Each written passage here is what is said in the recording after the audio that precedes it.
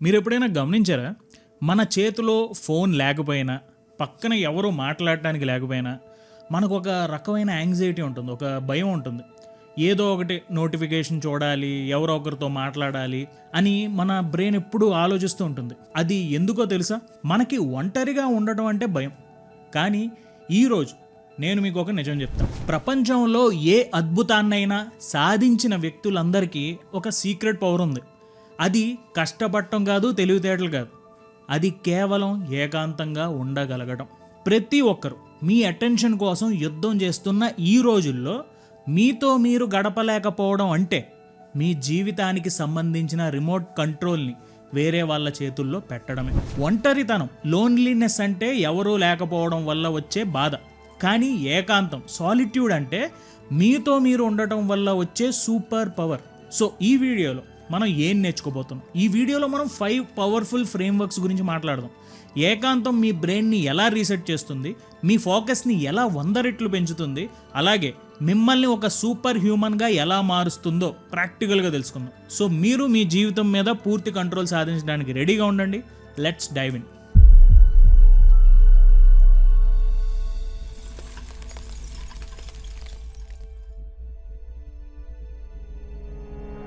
Hi friends, ఎలా ఉన్నారు? ముందుగా మనం ఏకాంతం విషయంలో తెలుసుకోవాల్సిన మొదటి point the noise versus signal. మీ బ్రెయిన్ ఒక రేడియో లాంటిది అనుకుందాం. మన చుట్టూ వందల కొద్ది రేడియో స్టేషన్లు ఉన్నాయి. సోషల్ మీడియా, పక్క వాళ్ళ సలహాలు, సొసైటీ పెట్టే ఎక్స్పెక్టేషన్స్, రకరకాల ఫ్రీక్వెన్సీలో రకరకాల పాటలు ప్లే అవుతున్నాయి. ఈ గోలనే మనం నాయిస్, గోల అంటున్నాం. ఈ గోలలో మీ మనసు చెప్పే చిన్న వాయిసే సిగ్నల్. ఇది వినిపించకుండా పోతుంది. బిల్ గేట్స్ని తీసుకుందాం. ఈయన థింక్ వీక్ గురించి నేను ఒక రీల్ చూశాను. ప్రపంచంలోని అత్యంత ధనవంతుల్లో ఒకరైన బిల్ గేట్స్ మైక్రోసాఫ్ట్ని నడిపిస్తున్న సమయంలో కూడా ఒక వింతైన అలవాటుని పాటించేవారు. దాని పేరే థింక్ వీక్. ఏడాదికి 2 సార్లు ఆయన ప్రపంచం నుంచి పూర్తిగా కట్ అయిపోయి వాషింగ్టన్ దగ్గరున్న అడవుల్లో ఒక చిన్న క్యాబిన్లోకి వెళ్ళిపోయేవారు. అక్కడ ఇంటర్నెట్ ఉండదు, కంప్యూటర్ ఉండదు, కనీసం ఫ్యామిలీ మెంబర్స్ కూడా ఉండరు. కేవలం ఆయన, కొన్ని పుస్తకాలు, ఒక పేపర్ పెన్, ఆయన ఏకాంతం. ఇదంతే. మైక్రోసాఫ్ట్ కంపెనీని ఇంటర్నెట్ యుగం వైపు నడిపించిన ఎన్నో సక్సెస్ఫుల్ ఐడియాస్ని ఆయనకు ఆ ఏకాంతంలోనే పుట్టాయంట. బయట ప్రపంచం ఇచ్చే నాయిస్ ఆగిపోయినప్పుడే మన బ్రెయిన్ సొంత ఐడియాల్ని ఆ సిగ్నల్ రూపంలో మనకి చూపిస్తుంది. అదే బిల్ గేట్స్కి జరిగింది. ఇక్కడ నేను ఇంకొక ఎగ్జాంపుల్ చెప్తాను. ఇది మనందరు కొంచెం రిలేట్ అయ్యే ఎగ్జాంపుల్. ఒక యంగ్ ప్రొఫెషనల్ కథ ఇది. అతని పేరు రాహుల్ అని అనుకుందాం. ఈ రాహుల్ అనే ఒక సాఫ్ట్వేర్ ఇంజనీర్. అందరూ డేటా సైన్స్ నేర్చుకోమన్నారు కదా అని అతను కూడా నేర్చుకున్నాడు. కానీ అతనికి అందులో ఏమీ అర్థం కావడం లేదు. ఎప్పుడు స్ట్రెస్ఫుల్గా ఉండేవాడు. ఒక సాటర్డే ఏం చేశాడంటే బాగా చిరాకు వచ్చేసింది. తన ఫోన్ని స్విచ్ ఆఫ్ చేసాడు. ఒంటరిగా ఒక పార్క్లో కూర్చున్నాడు. ఆ ఏకాంతంలో అతను తనను తాను ప్రశ్నించుకున్నాడు, అసలు నాకు ఏం కావాలి?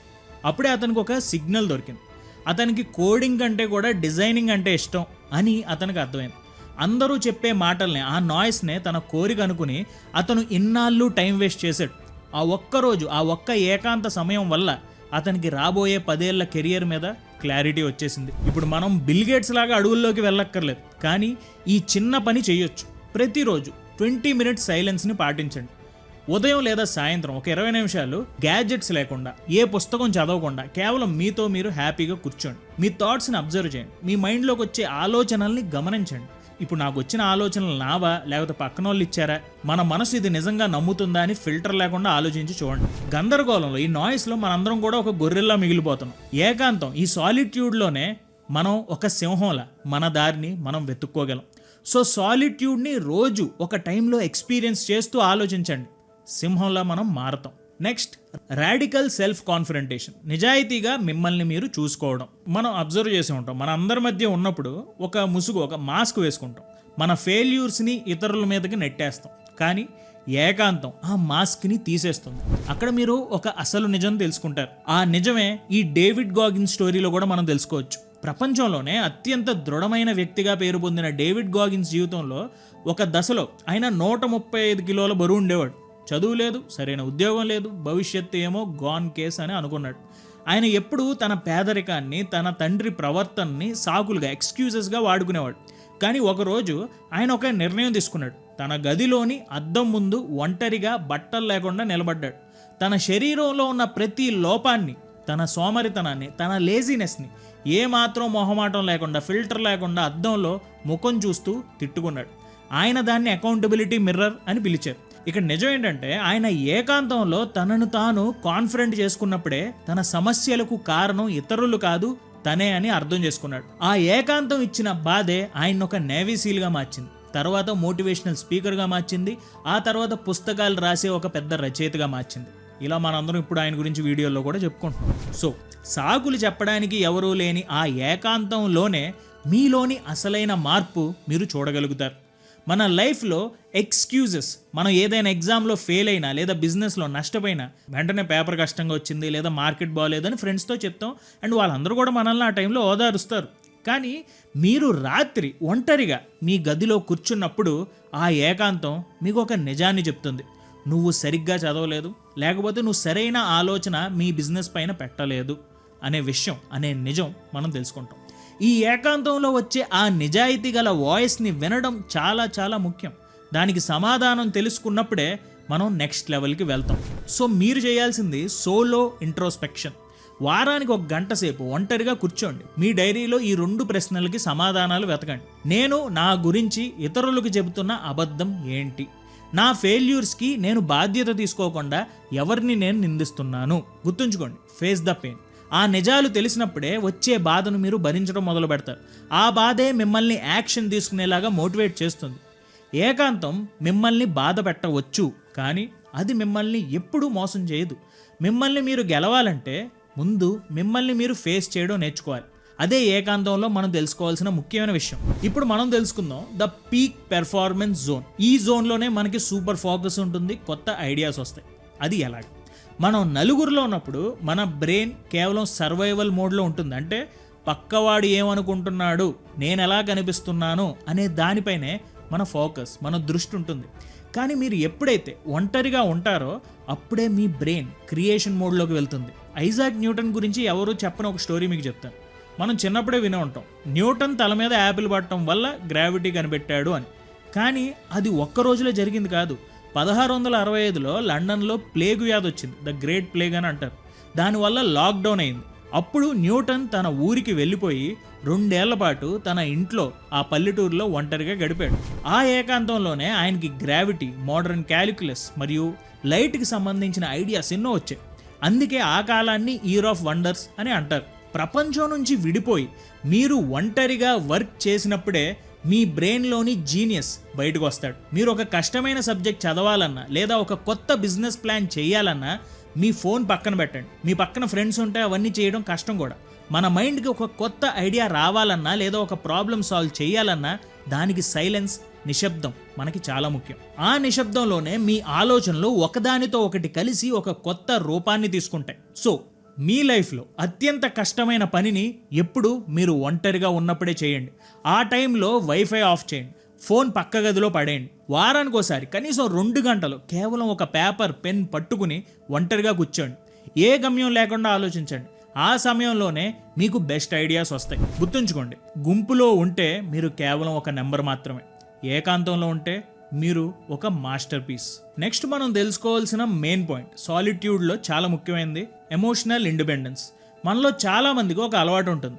ఏదైనా చిన్న బాధ కలిగినా లేదా బోర్ కొట్టినా వెంటనే ఎవరో ఒకరికి ఫోన్ చేసేస్తాం. అంటే మన మూడ్ని సెట్ చేసే రిమోట్ కంట్రోల్ని వేరే వాళ్ళ చేతుల్లో పెడుతున్నాం. గుర్తుంచుకోండి, ఏకాంతం పని ఒకటే, మనల్ని మనకి సొంత యజమానిగా మార్చడం. ఇక్కడ మీకు ఒక రియల్ లైఫ్ స్టోరీ చెప్తా, Victor Frankl story. Victor Frankl అనే సైకియాట్రిస్ట్ 2వ ప్రపంచ యుద్ధం సమయంలో నాజీల కాన్సంట్రేషన్ క్యాంపులో బందీగా ఉండేవాడు. అక్కడ ఆయనకి ఎవరూ లేరు, కుటుంబం లేదు, స్వేచ్ఛ లేదు. ఆయన చుట్టూ ఉన్నది కేవలం క్రూరత్వం మరియు ఒంటరితనం. ఆ భయంకరమైన ఏకాంతంలో ఆయన ఒక విషయాన్ని కనుగొన్నాడు. మనకు ఏ కష్టం వచ్చినా, బయట ఏం జరుగుతున్నా దానికి మనం ఎలా స్పందించాలనేది మన సొంత నిర్ణయం. ఆయన తన మనసులోనే ఇండిపెండెన్స్ని సృష్టించుకున్నాడు. వేరేవాడు ఇవ్వాల్సిన అవసరం లేదని తెలుసుకున్నాడు.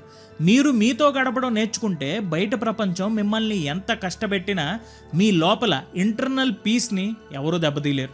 మనం ఏదైనా కొత్త బట్టలు వేసుకున్నా లేదా ఏదైనా కొత్త పని చేసినా పక్కవాడు బాగుంది అని చెప్పే వరకు మనకి కాన్ఫిడెన్స్ రాదు. మీరు ఏకాంతాన్ని ఎంజాయ్ చేయడం మొదలు పెట్టినప్పుడు మీకు ఇతరుల వ్యాలిడేషన్ లేదా అప్రూవల్ అవసరం లేదు. మీరు చేసే పని మీకు నచ్చితే చాలు అనే ఒక మెచ్యూరిటీ వస్తుంది.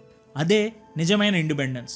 సో మీరు చేయండి ది 1 hour రూల్. మీకు ఏదైనా విషయం వల్ల కోపం వచ్చినా లేదా బాధ కలిగినా వెంటనే ఎవరికి చెప్పకండి. కనీసం 1 గంట సేపు ఆ ఫీలింగ్తో మీరు ఒంటరిగా ఉండండి.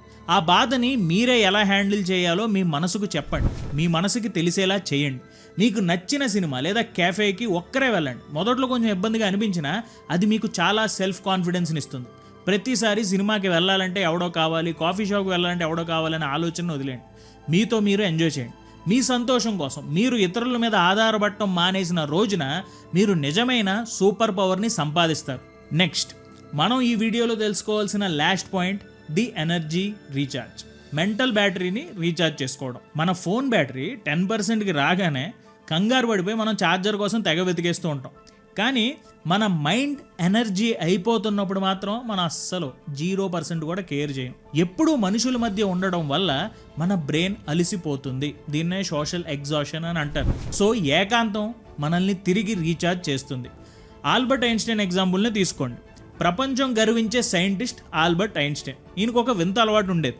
ఆయనకి ఏదైనా ఒక పెద్ద సమస్య ఎదురైనా లేదా అలిసిపోయినా తన చిన్న పడవ తీసుకుని సముద్రం మధ్యలోకి వెళ్ళిపోయేవారంట. అలా పడవ వేసుకుని వెళ్ళిపోయి అక్కడ ఆయన ఏమీ చేసేవారు కాదు. కేవలం ఆ నిశ్శబ్దంలో అలా ఉండిపోయేవాడు. ఆ ఏకాంతం ఆయనకి కొంత ఎనర్జీ ఇచ్చేదంట. తిరిగి వచ్చినప్పుడు రెట్టింపు ఉత్సాహంతో తిరిగి పనిచేసేవారంట. సో మీరు ప్రపంచానికి దూరంగా వెళ్ళేది పారిపోవడానికి కాదు, మళ్ళీ స్ట్రాంగ్గా తిరిగి రావడానికి. మీరు గమనించే ఉంటారు, ఒక పెద్ద పెళ్ళికో లేదా పార్టీకో వెళ్ళి వచ్చాక మనకి ఎవరితోనూ మాట్లాడాలి అని అనిపించదు. కొంచెం నీరసంగా అనిపిస్తుంది, అలిసిపోయినట్టు అనిపిస్తుంది. ఎందుకంటే ఆ సమయంలో మీ బ్రెయిన్ చాలా ఇన్ఫర్మేషన్ని ప్రాసెస్ చేసేసింది. సో అలసిపోయింది. అప్పుడు మీకు కావాల్సింది నిద్ర కాదు, నిశ్శబ్దం, సైలెన్స్, కాసేపు ఒంటరితనం. ఇది కావాలి. అండ్ ఇదే మీ మైండ్ని ఆటోమేటిక్గా రీసెట్ చేస్తుంది. సో మీకంటూ మీరు ఒక డౌన్ టైం షెడ్యూల్ పెట్టుకోండి.